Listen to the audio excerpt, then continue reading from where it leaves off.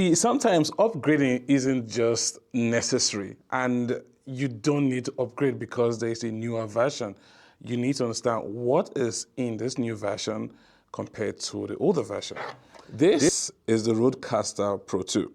Now, this is a beautiful and a good machine. You can use it for podcast, live stream, production, music production, proper production. This goes beyond just podcast, but some few downside I want to speak about. I want to ask some few questions. Why did they remove the lock inputs of your cables and the likes?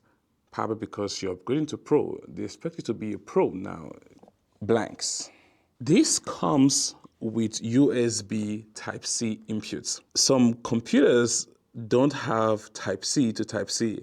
Yes, there's Type-C, there's no Type-C to USB in the box. You have to just go buy that extra cash, so make plans for that. One drawback you need to know about this, and don't freak out.